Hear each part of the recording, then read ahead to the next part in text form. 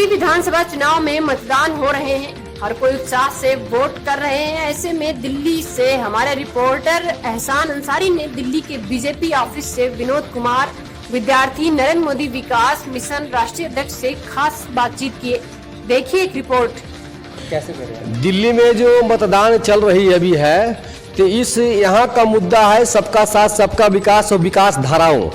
हमारे प्रधानमंत्री माननीय नरेंद्र मोदी जी ने पूरे देश में जो विकास की गंगा बहाए हैं, खासकर हमारे बिहार में तो इतना गंगा बही है कि गांव-गांव में सभी जगह रोड, सभी जगह विकास हुआ है। तो दिल्ली की जनता भी यही चाह रही है कि यहाँ हमारा विकास हो। यहाँ जो है माननीय केजरीवाल साहब जो मुख्यमंत्री 5 साल सरकार जो चलाए, ये झलक दिखलाजा मालफरियाजा वाला बात की है, ये जनता को बुड़बक बनाने का काम किया। और इस बार जो चुनाव हो रहे, मैंने करीब 6-7 बूथ पर गया, हमने बूथ पर मैंने जनता से बात किया। जनता से बात करने के बाद बनता बोले कि मैं इस बार जो है उसी की झाड़ू से उसको मैं साफ करने का काम कर रहा हूं। और जनता जो है इस बार विकास मुद्दा सिर्फ माननीय भारत माता वंदे मातरम जी देश के समर्थन में साहिल बाग वाला जो मुद्दा उठा था, इस पर भी जनता यहाँ बहुत आक्रोश किया। और यहाँ एकजुट होकर भारी बहुमत में यहाँ भारतीय जनता पार्टी की सरकार बनने जा रही है। और जनता इस बार आप पार्टी को उसी की झाड़ू से नकार देने के काम किया है।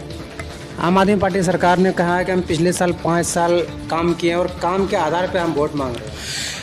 वो तो जनता बताएगी क्या काम किया नहीं काम किया है। काम यही किया है कि सब चीज़ फ्री कर दिया 2 महीना पहले। सब चीज़ फ्री करने से क्या जनता का सारा चीज़ फ्री हो जाएगा 2 महीना में?